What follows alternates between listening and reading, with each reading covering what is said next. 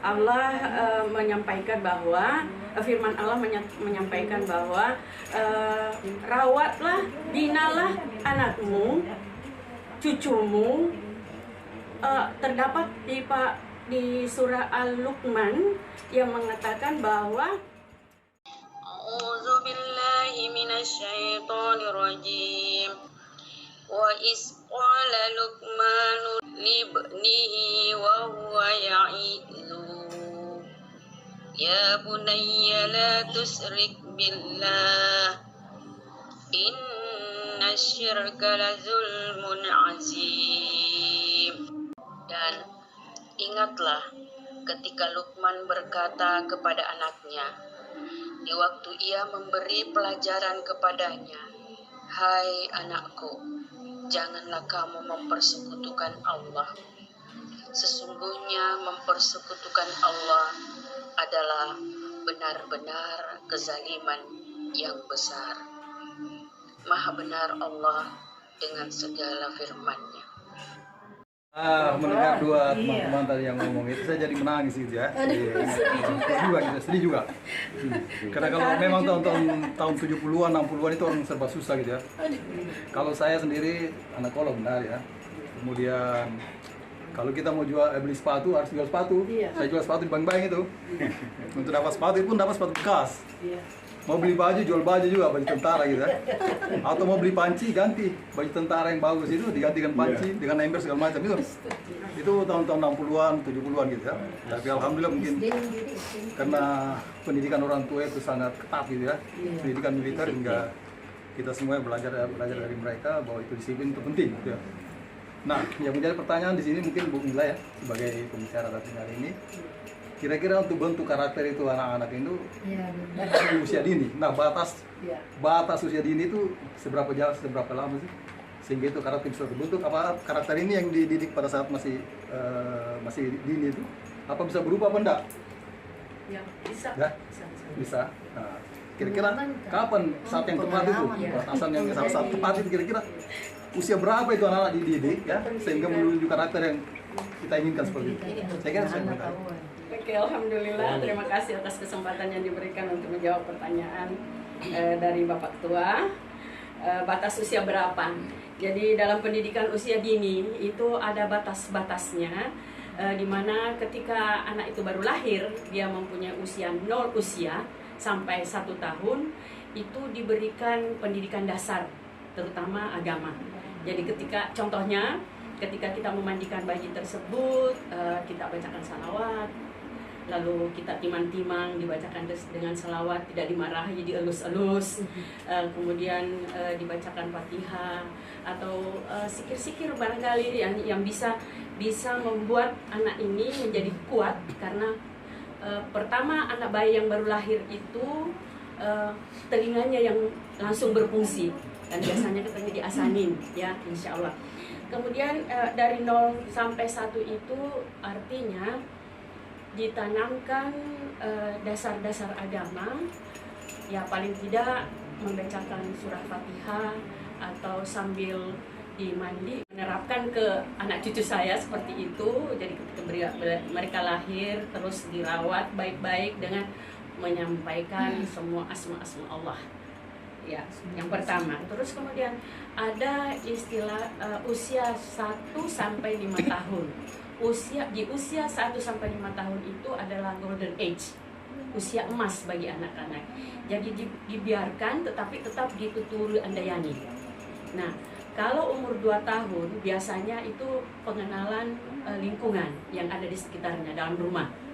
Kemudian pada usia 3 tahun itu golden age-nya sudah memasuki, dia mau mengetahui semua keluarga yang ada di dalam rumah, ya ibu, bapak, tante, kakak barangkali, kakek terutama, dan itu setiap pergerakan atau action yang dilakukan itu selalu diikutkan dengan asma Allah,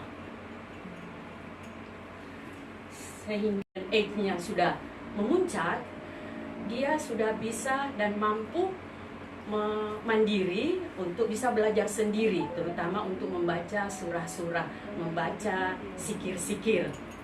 Nah, itu yang saya terapkan selama ini, yang selama anak saya dengan cucu saya sampai sekarang. Kemudian berikutnya pada usia dini ini pula ada tahap anak itu sangat bandel dan menggemaskan, mengundang kita untuk selalu marah. Di mana di usia 6 tahun. Jadi golden age-nya itu sudah berlalu. Di usia 6 tahun, hal-hal yang dia tidak tahu, ingin tahu, dan itu membahayakan baginya. Apa upaya kita seorang ibu? Cukup jangan dilarang, dibiarkan, tetapi tetap diikuti, dimonitor. Tuturi Handayani. Iya, dituturi Handayani. Ya, demikian. Itu sementara. Assalamualaikum. Indra yang paling pertama berfungsi bagi seorang anak adalah pendengaran telinga. Itulah sebabnya diasankan di saat masih bayi. Kemudian pada usia dini selalu diperdengarkan Asmaul Husna, salawat, ataupun bacaan-bacaan Al-Quran. Pada saat itu sang anak belum paham, tapi itu terekam di alam bawah sadar. Dan itu akan memiliki pengaruh saat dia tumbuh besar dan dewasa. Di Kak Mama Agung, di Agung, bahwa memang pada dasarnya anak-anak itu karakternya memang harus diperbaiki. Utamanya kalau kami di sekolah saat COVID ini 2 tahun yang lalu, berbagai macam karakter anak-anak kita tidak bisa perbaiki. Pertama, karena mereka itu belajar online. Jadi apa yang diberikan sama mereka itu, ada guru, tidak ada guru, itu terserah dari mereka.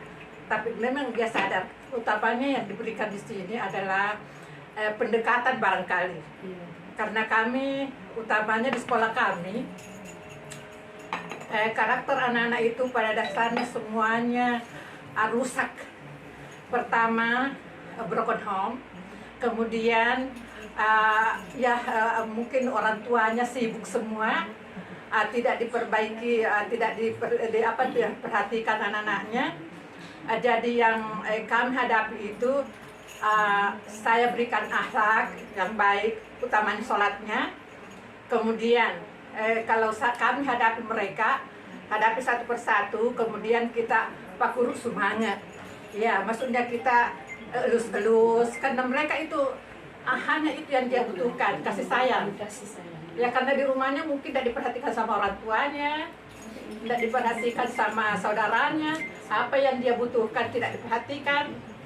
Jadi kita di sekolah hanya kasih sayang berikan. Kalau belajar kita di dekatnya, kali kita dekati, kita tempatkan di tempat yang lain, kita hadapi, diberikan agama yang baik. Biasa dia bilang, kami tidak pernah sholat di rumah. Kenapa di sini saya disuruh sholat? Orang tuaku saja tidak pernah ada sholat. Ya, jadi inilah kalau umpamanya suatu saat kita di luarnya, kalau kita sudah tahu sholat, siapa tahu di luar sana bisa jadi imam. Kan memang sudah ada begitu juga. Malahan bilang, orang tuanya itu tidak pernah sholat, kenapa anaknya bisa jadi imam? Ya, itulah pembedaan saya di sekolah. Saya berikan karena yang jelasnya pendekatan. Ya, pendekatan yang baik sama anak-anak. Saya ingin mengaitkan kata anak dalam bahasa Arab bana atau bahasa Al-Quran. Bahwasanya kata dasar daripada bana, ba, nun ya, filosofi bahasa Quran. Kata anak dalam bahasa Arab abna untuk laki-laki, dan kalau perempuan tambah ta, abnata, perempuan. Dari akar kata ba, nun ya, bermakna membangun. Jadi sebenarnya anak adalah amanah bagi orang tua untuk membangunnya, membangun fisik dan mentalnya, meningkatkan kualitasnya dari huruf ba menjadi nun, meningkatkan dari titik di bawah menjadi titik di atas.